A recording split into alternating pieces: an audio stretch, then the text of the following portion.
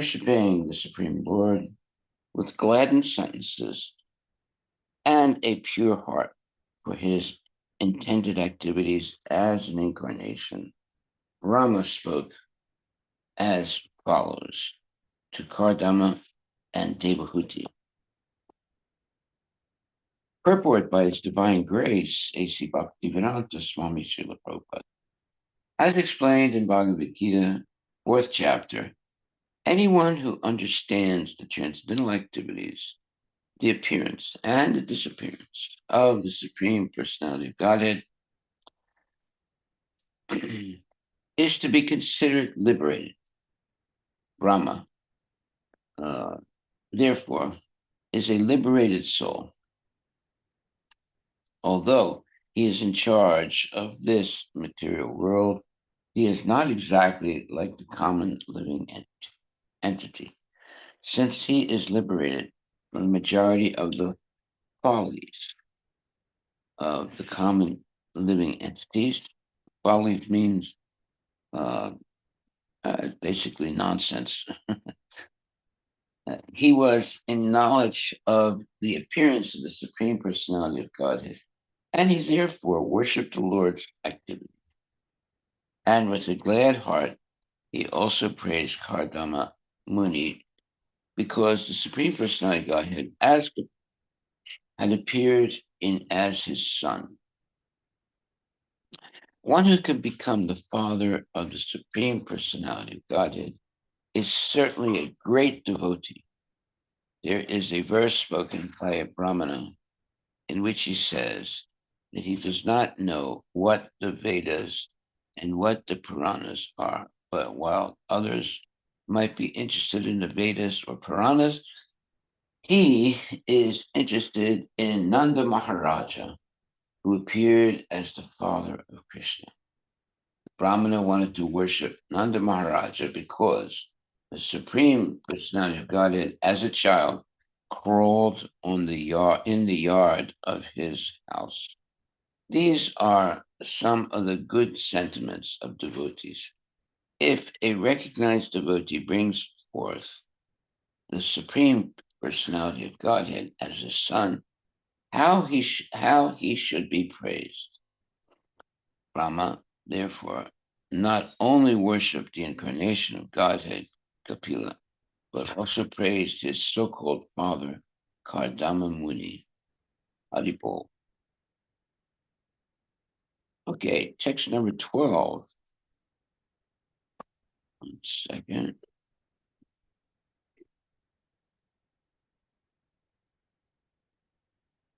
Lord Brahma said, my dear son Kardama, since you have completely accepted my instructions without duplicity, showing them proper respect, you have worshipped me properly. Whatever instructions you took from me, you have carried out, and thereby you have honored me. Purport by Srila Prabhupada. Lord Brahma, as the first living entity within the universe, is supposed to be the spiritual master of everyone. And he is also the father, the creator of all beings. Kardama Muni is one of the Prajapatis, or creators of living entities. And he is also a son of Brahma. Brahma praises Kardama because he carried out the orders of the spiritual master in toto, that means completely, and without cheating. A conditioned soul in the material world has the disqualification of cheating. He has 4 disqualifications. He is sure to commit mistakes. He is sure to be illusioned. He is prone to cheat others, and his senses are imperfect. But if one carries out the order of the spiritual master by disciplic succession or the parampara system, he overcomes the 4 defects. Therefore, knowledge received from the bona fide spiritual master is not cheating. Any other knowledge which is manufactured by the conditioned soul is cheating. I'm sorry. Uh, any other knowledge which is manufactured by the conditioned soul is cheating only. Brahma knew well that Kardama Muni exactly carried out the instructions received from him, and that he honored his spiritual master. To honor the spiritual master means to carry out his instructions word for word. Jai Srila Prabhupada Ki Jai. Now, this is a very interesting verse and purport. You read the verse again. Lord Brahma said, "My dear son Kardama, since you have completely accepted my instruction without duplicity means cheating, showing them proper respect, you have worshipped me properly. Whatever instructions you took from me, you have carried out, and thereby you have honored me." Okay, so this should be the culture of a pure devotee. You receive instructions from the bona fide spiritual master, and you uh, carry out the order of the spiritual master. And therefore, you honor the spiritual master by such surrendered activity. And that's why Lord Brahma says, "Whatever instructions you took from me, you have carried out, and thereby you have honored me." That should be the, let's say, the goal of the disciple is to honor the spiritual master by carrying out his instructions. It's very important to do that. It means that you're a bona fide devotee of the Lord and his and of your guru.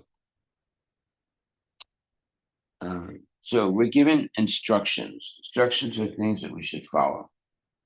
And it says here, since you have completely accepted my instructions without duplicity, without cheating, showing them proper respect. In other words, you respect the guru by following his instructions. And it says, whatever instructions you took from me, you have carried out, and thereby you have honored me. So if you want to respect the guru, you have to follow his instructions. Purport by Srila Prabhupada. Lord Brahma, as the first living entity within the universe, is supposed to be the spiritual master of everyone. And he is also the father, the creator of all beings. Kardama Muni is one of the Prajapatis, or creators of the living entities, and he is also a son of Brahma. Brahma praises Kardama because he carried out the orders of the spiritual master in toto. In toto means completely and without cheating. A conditioned soul in the material world has a disqualification of cheating. He has 4 disqualifications. He shouldn't commit mistakes. He is sure to be illusioned. He is prone to cheat others, and his senses are imperfect. But if one carries out the order of the spiritual master by disciplic succession or the parampara system, he overcomes the 4 defects. Therefore, knowledge received from the bona fide spiritual master is not cheating. Any other knowledge which is manufactured by the conditioned soul is cheating only.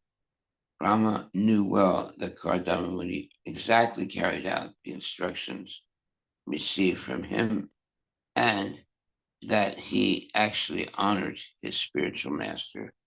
To honor the spiritual master means to carry out his instructions word for word. Well, the same thing is true today. I mean, we're talking about something that happened uh, very, very long time ago. Uh, Lord Brahma is as the first living entity within the universe. So that's long, long time ago.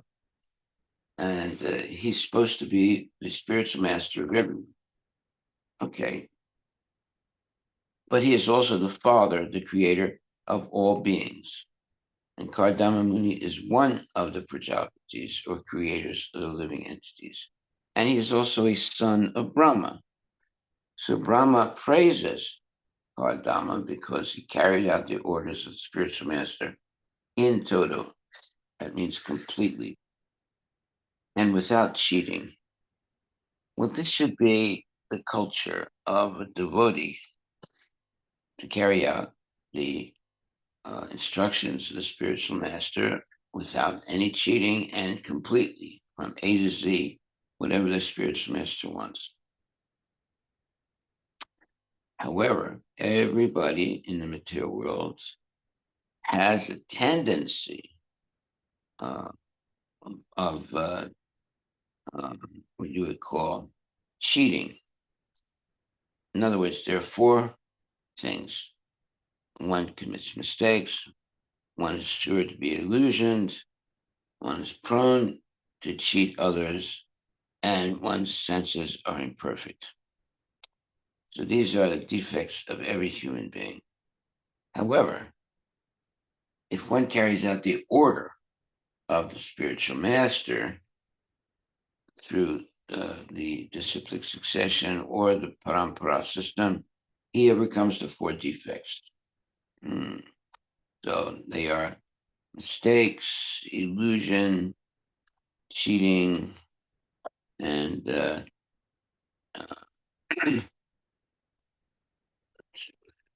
yeah, and imperfect. Imperfect senses. Yeah. So how do we overcome those defects? That's by following the instructions of the spiritual master and being loyal to the spiritual master. Why does it say loyal? Loyal. Well, because uh, to have a spiritual master, you have to take vows. And if you sincerely follow the vows, now you're a loyal disciple. So, uh, what are the vows? No meat eating, no gambling, no illicit sex, no intoxication, and always chant Hare Krishna, associate with devotees, eat only prasadam, and go on Sankirtan, and so forth. So these, what you would call vows, identify who one is. And when you make a vow and you follow it, you're not a cheater anymore. You're an honest person. And if you make a vow and you break it, well, you're a dishonest person and you create havoc in society. So society is different than barbarian, uh, let's say, culture. Barbarian culture, nobody follows the rules and regulations. They break them every day. But when you're a devotee, you follow rules and regulations. That means you're a civilized person. If those rules and regulations are based on Shastra. So there's a big difference between being a civilized human being and being a not civilized human being. Someone who's not civilized doesn't follow the regulative principles. They eat at different times, they sleep at different times, they have illicit sex, they gamble, and so forth. They have all kinds of bad habits. However, a devotee is regulated to be Krishna conscious and hopefully 24 hours a day. Therefore, there's no chance to cheat. Um, a person begins to cheat because they have desires for sense gratification.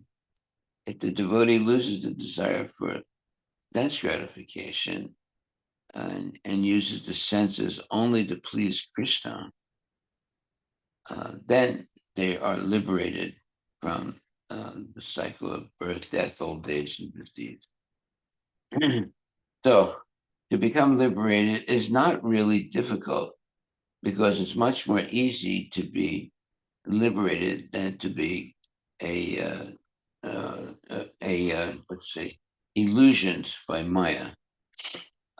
Why? Because if one is illusioned by Maya, they stay continually in the cycle of birth and death. If one becomes regulated in devotional service, they will easily overcome all the temptations of material life and be honestly engaged in devotional service. That is what we should, as a human being, strive to do, to be honestly engaged in devotional service. So, knowledge received from the bona fide spiritual master is not cheating. Any other knowledge which is manufactured by the conditioned soul is cheating only. Very interesting statement. Any other knowledge, which is what manufactured by the conditioned soul, is cheating only. Well, what kind of knowledge are you talking about? Uh, well, it's something that's manufactured by the conditioned soul. Speculative knowledge.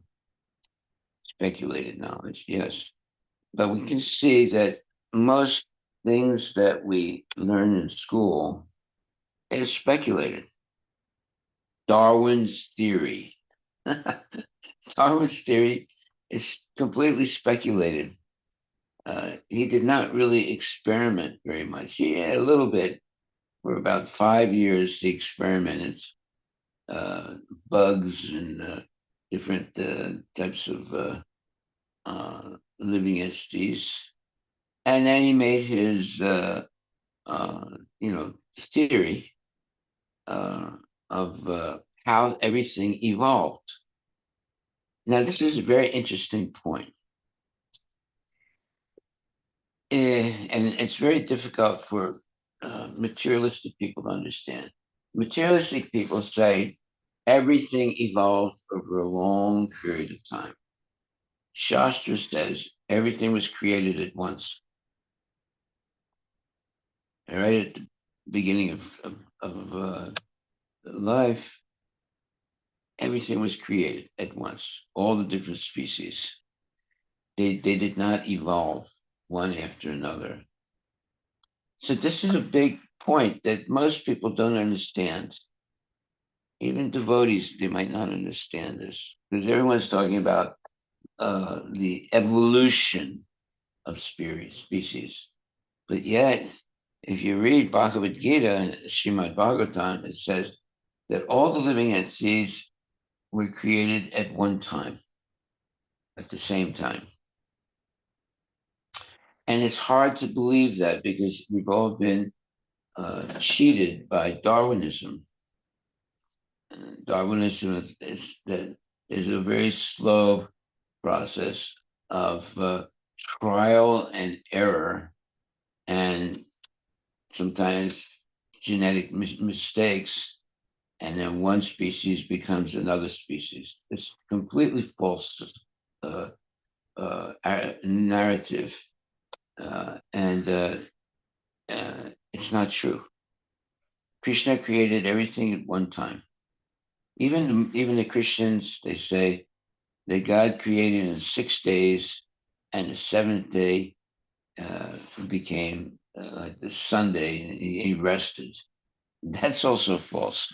But it's closer to the truth than what the scientists say, that everything was created over a very, very long time. So these are hard things to believe because the uh, the the false instructions about gradual evolution of species seems to be like the truth, because That's what everyone believes, that everything was gradually evolved, but not by God, but by trial and error of nature. And that's completely wrong. Everything was created at once by Krishna's, what you would call transcendental powers. And this whole idea of gradual evolution from one species to another, for which there is no proof. And, and it's therefore, what was it? I think it was about 10 years ago, uh, Indian in India, they rejected the theory of Darwinism, and the logic that they used was uh, a, no one ever. Let's see, they said that an ape never became a human being. They don't have any. They've never seen an ape turn into a human being. so, so he said we reject Darwinism. Yeah, and that's a fact. You don't see monkeys becoming human beings. Monkeys stay monkeys, and you don't see any of them becoming human beings. So that was a very funny thing that this and that's why they don't teach Darwinism anymore in India. Is that right? And the logic was we never saw an ape become a human being, and it's a fact. So uh, that's why it says. Therefore, first of all, it says, but if one carries out the order of the spiritual master by disciplic succession or the parampara system, he overcomes the four defects. What are the four defects? You make mistakes, you're easily illusioned, your senses are imperfect, and you have a cheating propensity. So, because of the four defects, one cannot arrive at knowledge simply with speculation. But yet, if you read uh, uh, Darwin's book, Evolution of Species, you'll see that he actually admits that he speculated, and he considers that speculation as part of the process of acquiring knowledge, and it's completely false. So, at least he's honest. He's explaining how he came up with his theory. He speculated, and he came up with his theory after studying bugs and birds and things like that for about 5 intense years on this island. Uh, and then after that, he thought about it a long time, speculated, and came up with his theory. So we're not interested in Darwin's theories because that's just an opinion. There's no scientific proof. He didn't, and that's why the Indian in India some years ago they rejected the teaching Darwinism to kids in schools because they said we never saw an ape become a human being. It's very, and it's true. Uh, you know, do monkeys become human beings? Well, we've never seen that happen. Therefore, science is observation, experimentations, and then you come up with theories, right? So we have never experimented seeing a monkey become a human being, right? You would have to actually experiment over a long period. But the experiment would have to last over a long period of time, according to Darwin. Who's going to live that long anyway? You know. And so, but even so, we have chronicles of time of human beings. We don't see any monkeys becoming human beings. Uh, they can act like a monkey, but then they don't actually. The monkeys don't actually become human beings. There's so many monkeys today, all over the world. None of them become human beings. You know, no, even though they're procreating all the time. You have monkeys in zoos, right? You don't see monkeys being born in a zoo that turn into a human being. So someone said, "Well, it has to take a long time." Well, but yet, if there's what you would call survival of the fittest, which is one of the principles of Darwin, uh, then the lesser evolved beings would disappear when there are more sophisticated or more, let's say, uh, enlightened living beings. But no, we see all the different species. One has not, and none of the species have disappeared, and they're all there. So the whole theory of gradual evolution, when where a superior species evolves through trial and error, and then the older species, or more primitive species disappears. We don't see that happening. All the species are there. According to Darwinism, the older species should gradually disappear because there's superior species that are being born.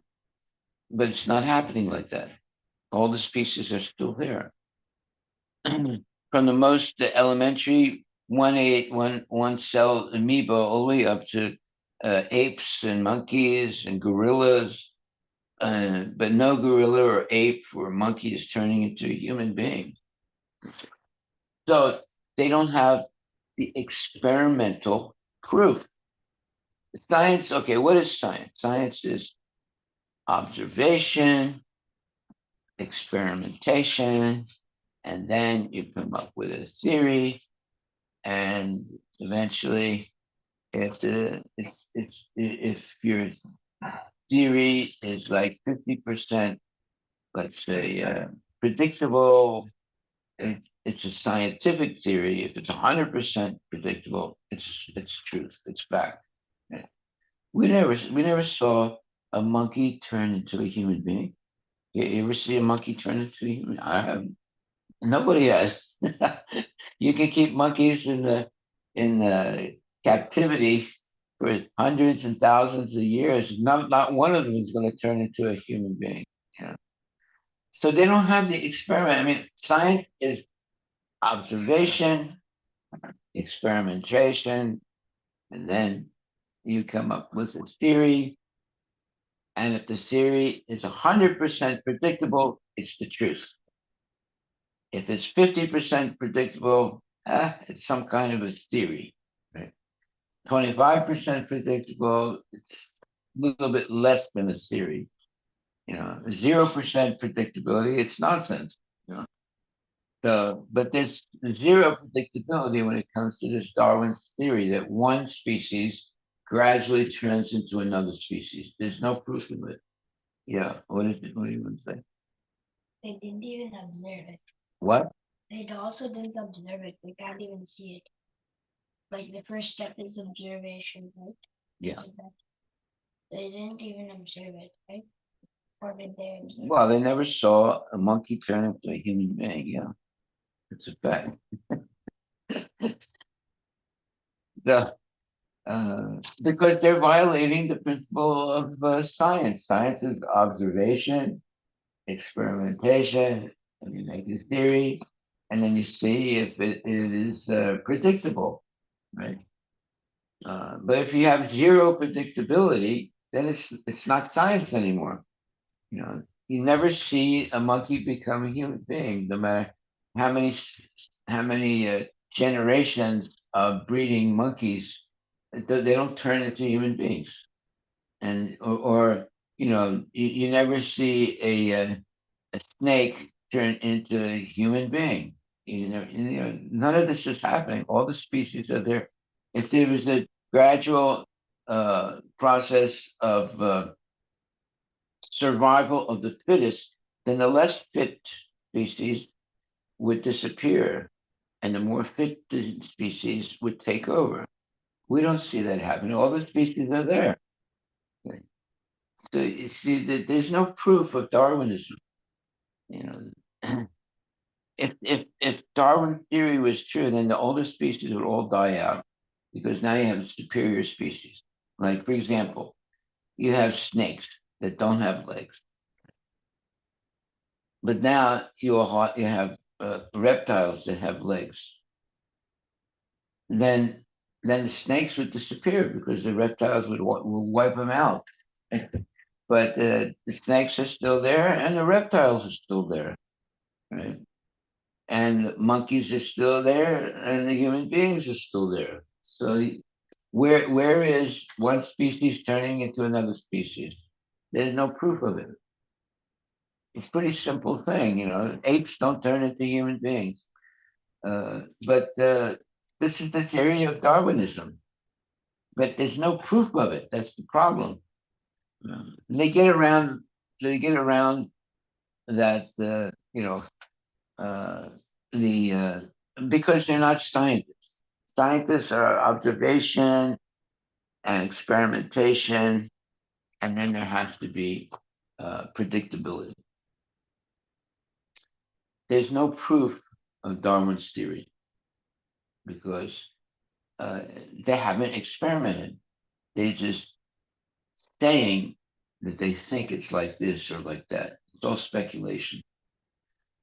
You would have to do, let's say, a laboratory experimentation of seeing how one species turns into another species. Now, there might be some little differences, like they might change their color. So that's possible. Like they take, let's say, a living entity, an animal, and it change, over a period of time, it changes its color, after many different generations of that species. But that doesn't mean it turned into another species. It might change color by adaptation.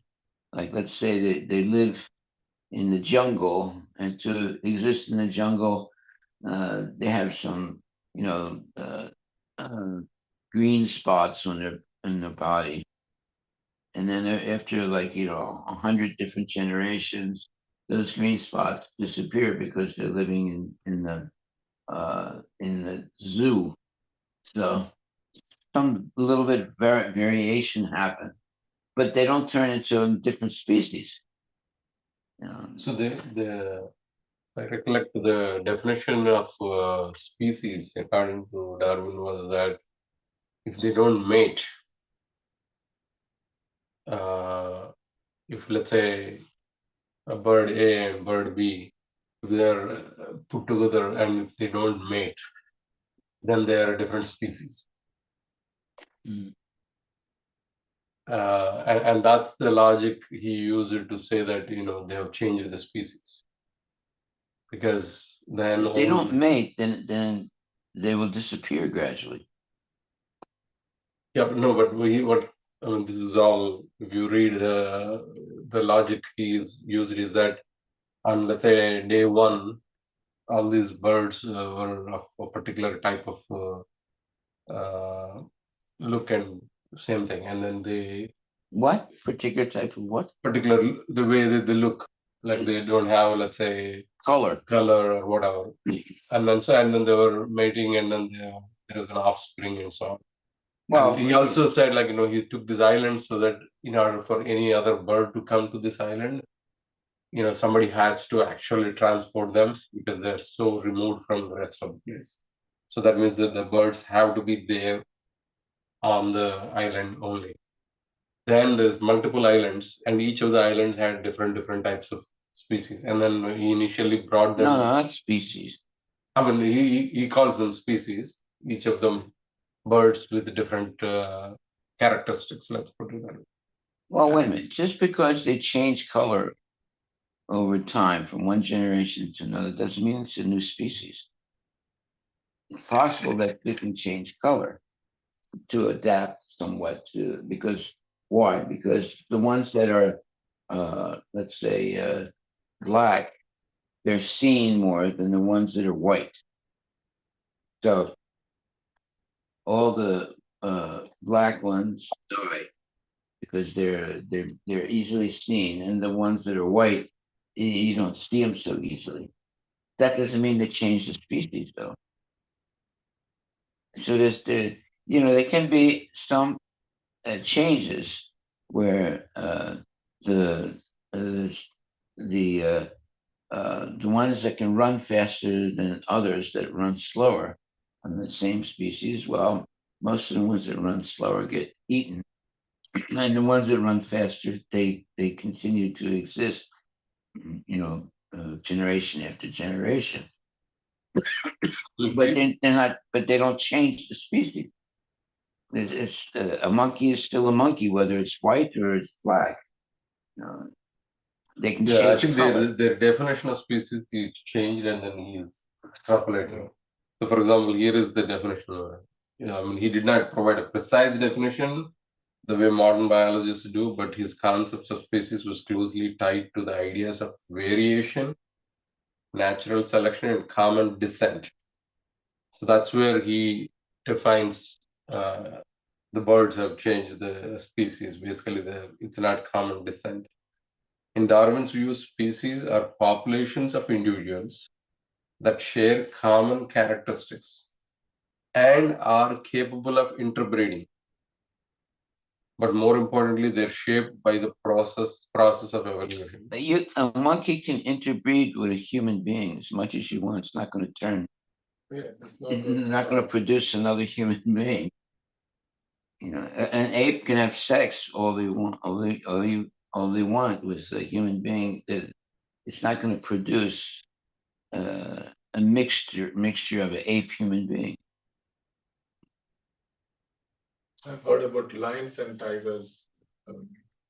They means I don't know if it is natural or by artificial thing. They have crossed lions and tigers and call it litigants and tigers. Yeah. So they say that's the proof. No, they don't say that's a proof. I'm saying that that's an example of interbreeding. Yeah. Sometimes they experiment with plants. Yeah. And but they don't continue after that. Yeah.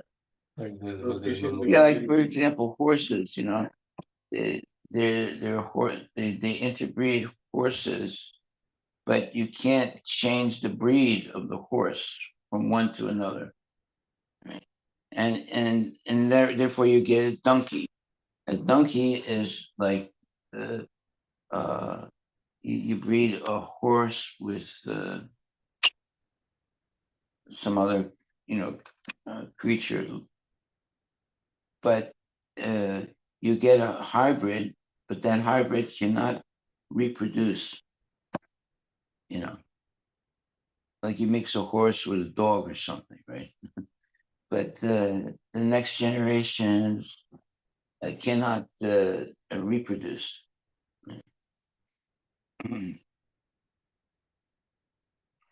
So there are laws in the material nature, like for example, a monkey can have sex, let's say a male monkey can have sex with a female human being, but what's going to happen? I mean, they've done these experiments. They don't. It doesn't produce a new species. Why don't you look that up? Let's say a human being has sex with a monkey. Does it produce a new species? a cross between human being and a monkey or any other non-human primate is not biologically possible. See? So if it's not biologically possible, then Darwin's theory falls apart. And he says still justifying. While humans and monkeys as well as apes share a common evolutionary ancestor. The genetic differences between the two groups are too great to allow for successful hybridization. Then how did one species turn into another? They would have to experiment. Let's say you experiment in a lab. You have a monkey and you have a human being, and like a female human being and a monkey, male monkey, and let them have as much sex as you want.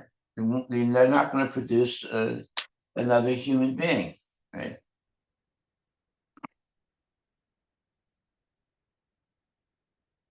That the point is, it's not scientific. It's a theory. It's not even a good theory.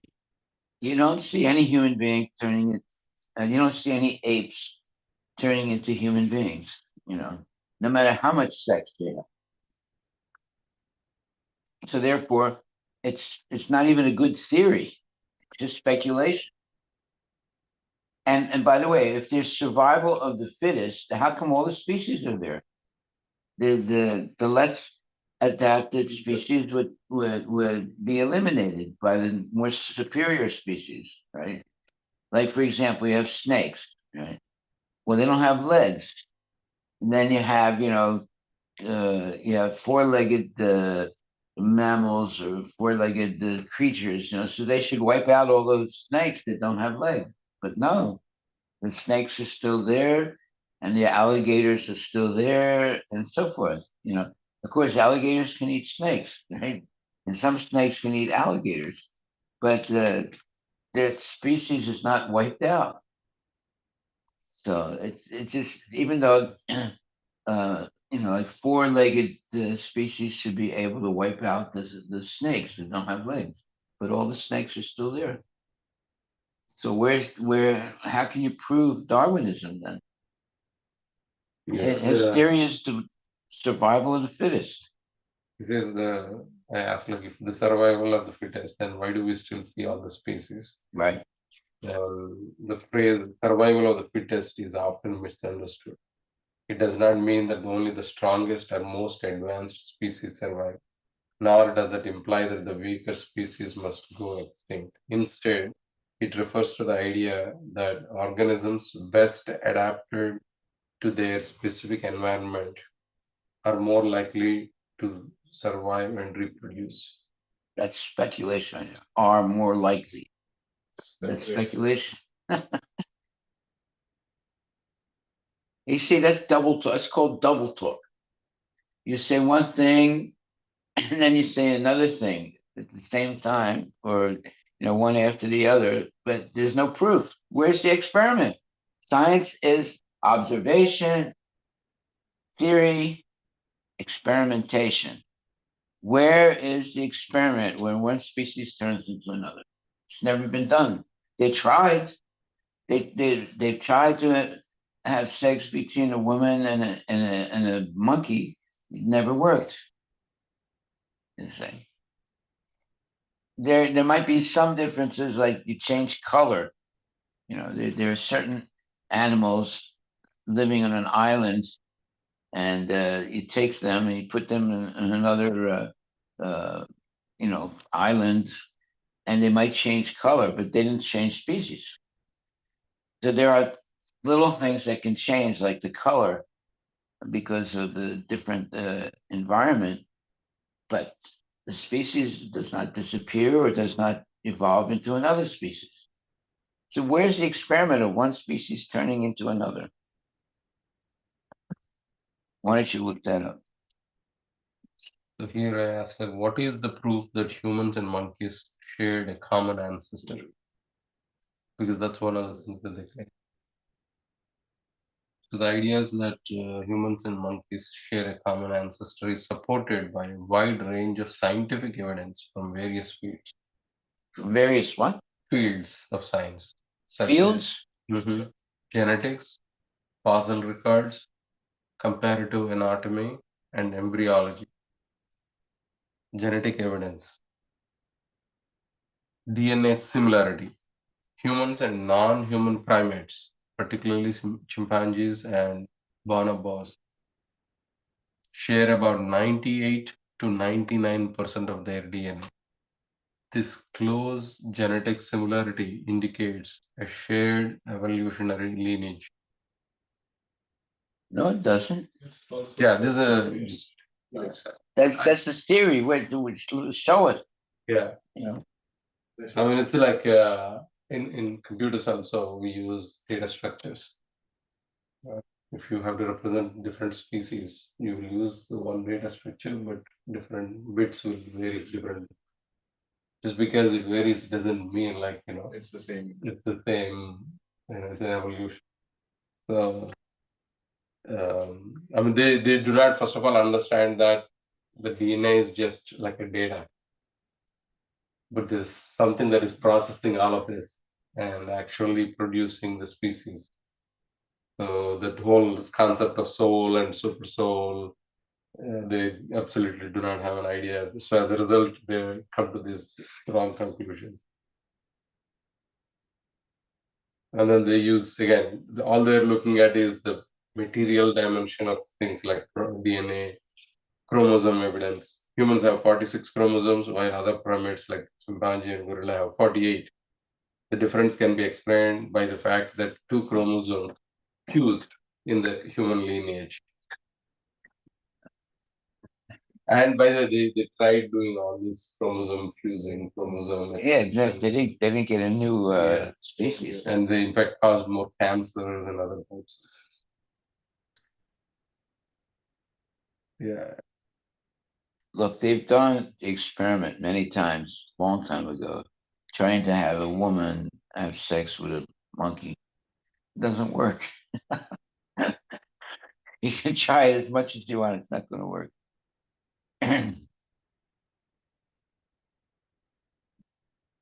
You see, they're just bluffing. They're just bluffing, and they don't want to have Darwinism rejected. Let's put it like that. It's a theory that they can work with, but it's a false theory. There's no proof. And they'll say, well, there's this, there's a four-legged monkey that turned into a fifth-legged monkey. That doesn't mean it changed the species. Yeah. You asked, has there ever been a experiment to prove the theory of Darwin? And Experimental proof. yeah. And it's saying yes, many experiments and observations over the years have provided strong evidence to support Darwin's theory of evolution by natural selection. Here are a few significant examples. The peppered moth. Peppered what? Peppered moth Moth. Yeah, changes color. experiment. Background. During the Industrial Revolution in England, the color of a tree bark became darker due to soot. The peppered moth, which had light and dark colored earrings, was studied to see how the population changed. But the moth didn't turn into a human being. The moth didn't turn into a butterfly. Results. Researchers observed that the darker moths became more common because they were better camouflaged in the soot-covered trees, helping them avoid predators. This is a direct example of natural selection. So you said like adaptation is why so. But it didn't change the species. It's still a moth. It just changed the color or something like that. Yeah, this is where they say like there's a microevolution and then suddenly the macroevolution of like changing into bigger species. They don't see it, they just extrapolate. There you go. Extrapolate means speculate. Galapagos finches, Darwin's finches. Background. Darwin famously studied finches on the Galapagos. Okay, finches are birds, right? Yeah. And he studied the Galapagos Islands. Galapagos.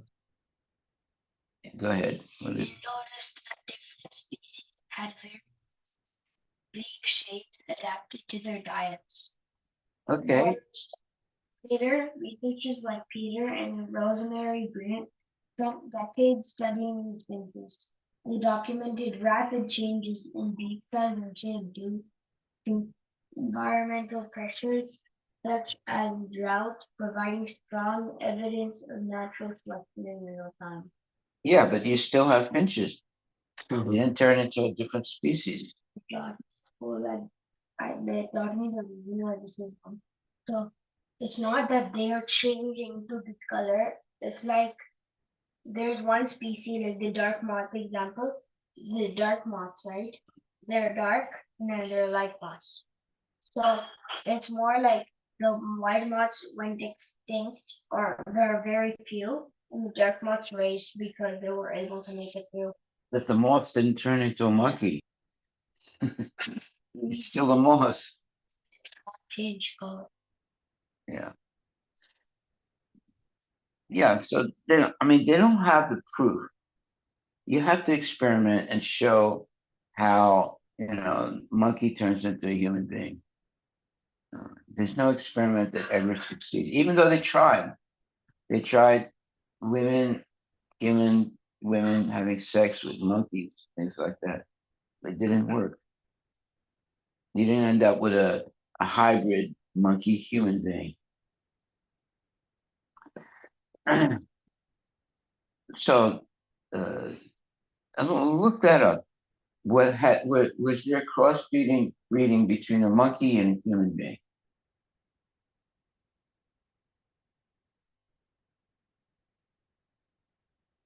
You have a male monkey having sex with a female human being.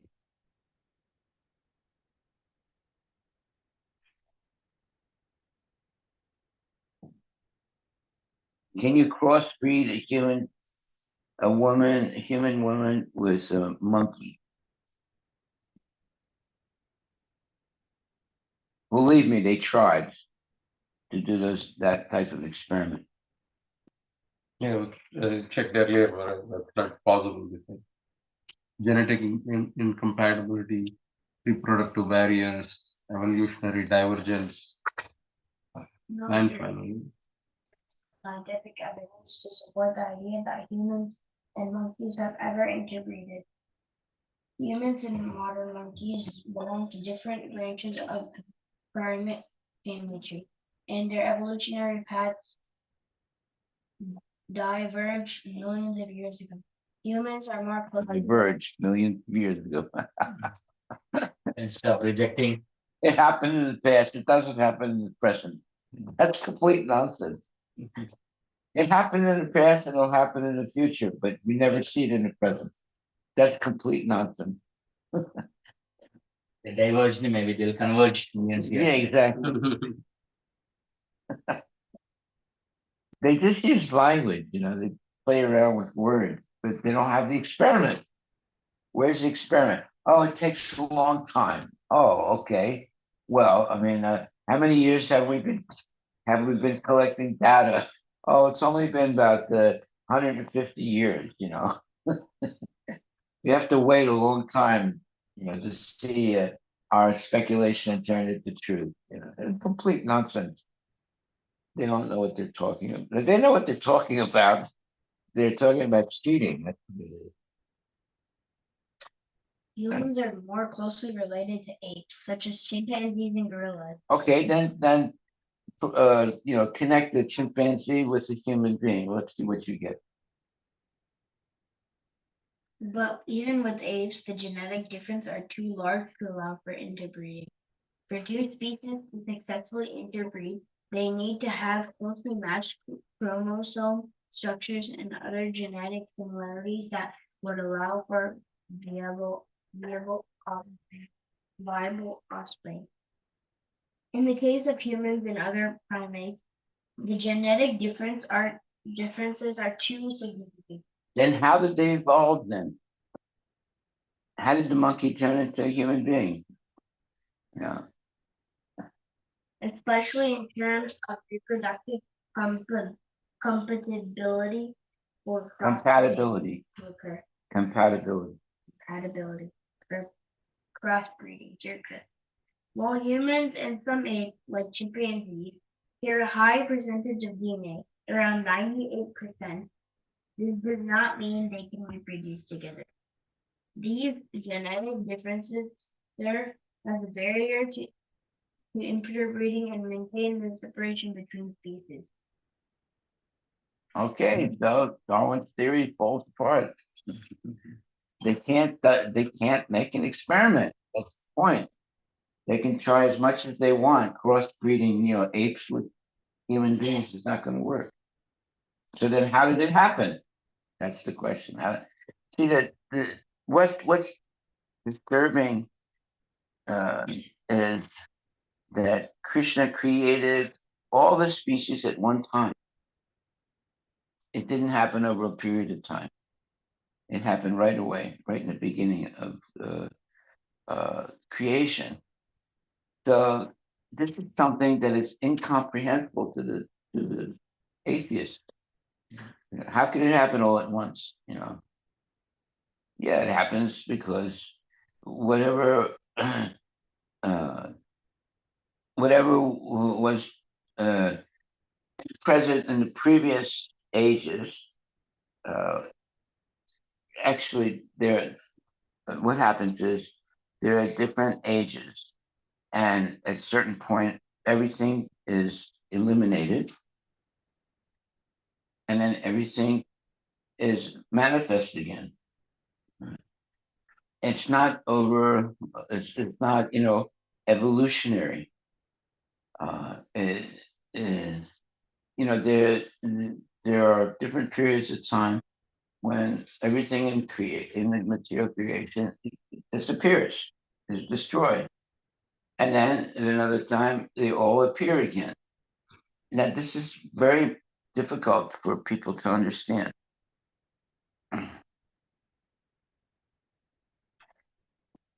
They want this, slow evolutionary process. They can't imagine that at a certain point, all living entities are annihilated. At another point, they all appear again.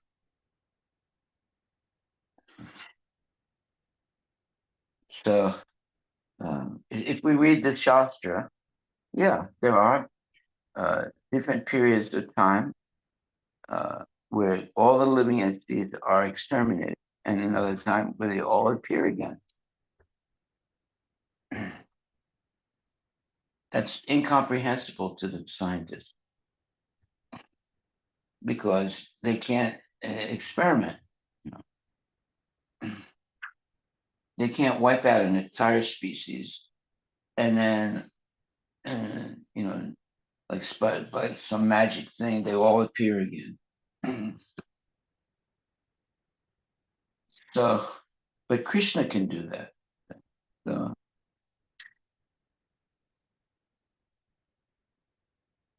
this is a big problem, and they get around the problem with words and theories, but no experimentation. They just speculate. And Darwin said, I'm not with me right now, but he clearly said that he believed in speculation as part of the scientific process. In fact, why don't you look that up? I'm sure you'll find it. Did Darwin Did Darwin speculate? He clearly says that that speculation is part of the scientific process.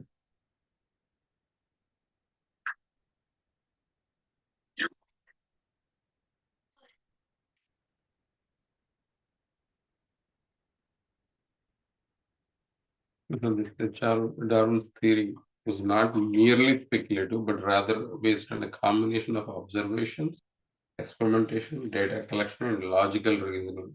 What logical what? Reasoning. Logical what? Logical reasoning.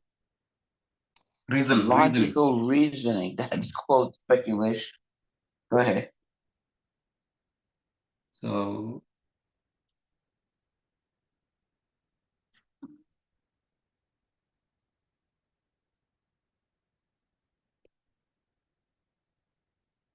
speculation based on logical reasons.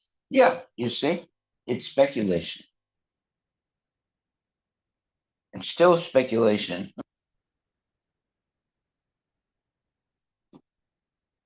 While Darwin used empirical evidence to develop his theory, certain aspects involved speculation and inference based on what he observed. For example, he speculated that natural processes such as competition for resources and differential survival could lead to gradual changes in populations over time, resulting in new species. That's a complete speculation. There's no experimentation to prove that. You see? Yeah. Darwin did not have access to the mechanisms of heredity, which were later explained by genetics, but speculated that traits must be passed from parents to offspring. But we have that now, and we still don't see one monkey turn into a human being. Yeah. And they, in fact, try to tamper the DNA. Yeah. And then it didn't work. It's basically they're ending up with either offspring that is not able to survive. You believe me, they tried to crossbreed, a human woman with a monkey. They tried it. It didn't work. Okay, well, let's leave the monkeys alone. We do have people that turn into monkeys. They smoke marijuana. They turn into monkeys, or at least they act like monkeys. Let's put it like that. Yeah. Why don't you look up experimentation of crossbreeding human being with a monkey? It's been done.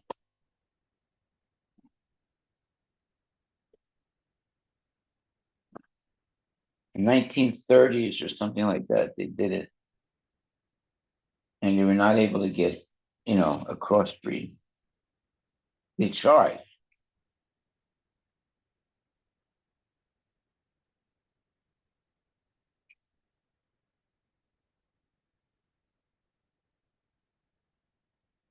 It's saying like has never been successfully conducted. There it is. Never been successfully uh,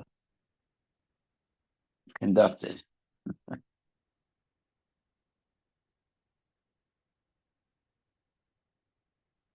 They have tried, believe me, they have tried for many, many years. The crossbreed a monkey with a human being. It doesn't give you uh, a living entity that's the crossbreed. It doesn't happen.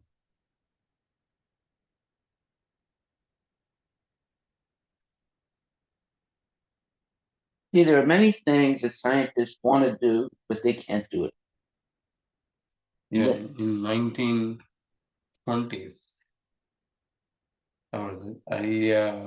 Ivanov, a Soviet biologist, attempted to artificially inseminate chimpanzees with human sperm, but all his experiments failed and now Then try again. You see, they've done it. It doesn't work. So then how did this happen?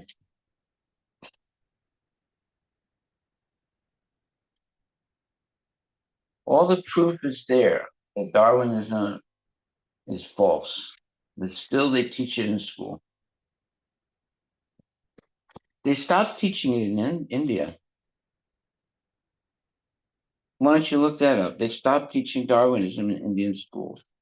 I guess government schools. And there was a big outcry, by all the phony scientists in India when they outlawed Darwinism in the curriculum in India.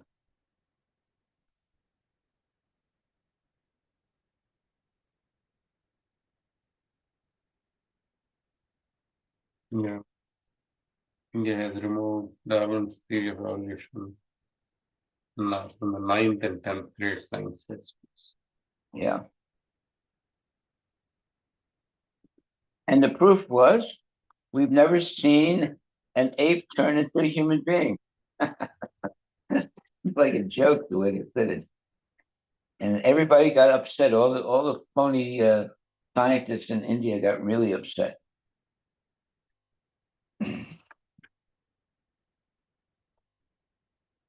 Hmm.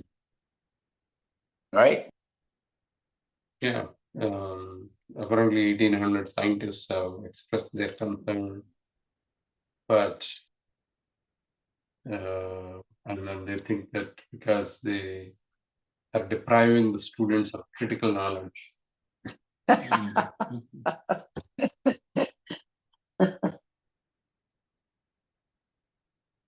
it's really critical. Yeah.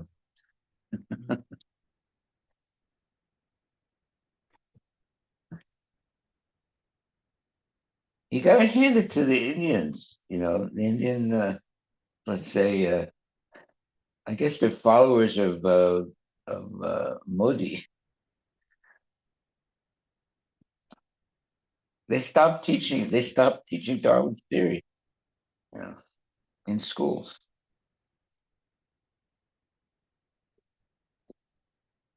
They did it as part of syllabus rationalization. Because of the COVID-19, they said, okay, we cannot teach everything, so let's take out some stuff. And then they said, okay, this one will take. They used a different argument Yeah. to take out what they do. Oh, it's COVID is good. Valuable. Okay, well, we'll stop right there with COVID. Because of COVID, they wiped out Darwinism. Survival of the fittest. Survival of the fittest speculation. Yeah, the whole thing is a joke, complete joke.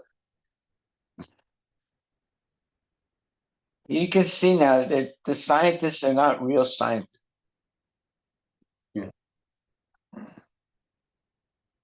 Okay, any other questions or comments?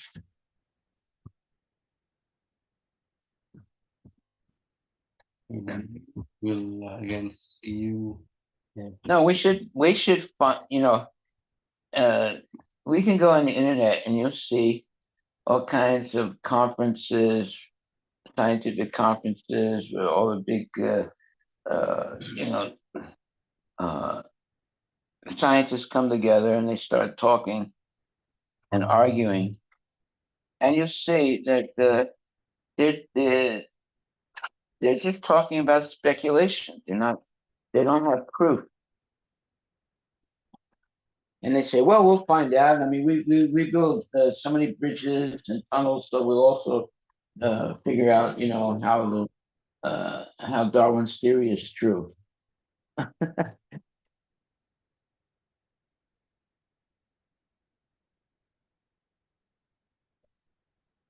In previous times, sometimes people would die, right? But then they would dress them up really nice, and they take pictures of them. They're dead, but they take pictures of the dead people. They're dressed up really nice, and they almost look like they're alive, but they're not. They're actually dead. And you can look that up, on the internet. And they used to take pictures, like a woman sitting next to her husband who's dead, but is dressed really nicely and looks like, he may be alive, but he's not. He's actually dead. But this is what their theories are. They're they're uh, they're dead theories, but they try and dress it up as if it's alive and real.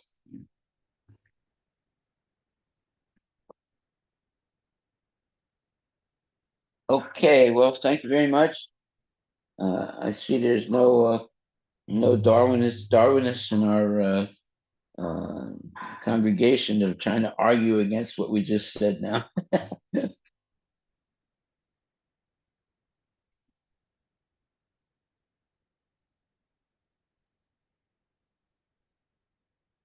Sharon, clean only speculation.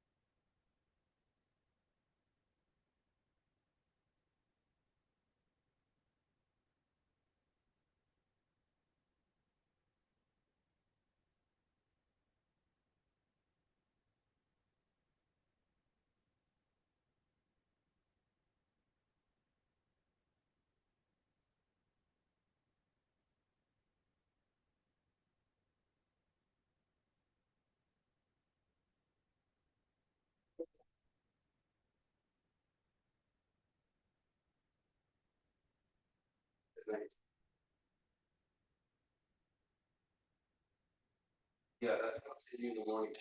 Apples also pick up, right?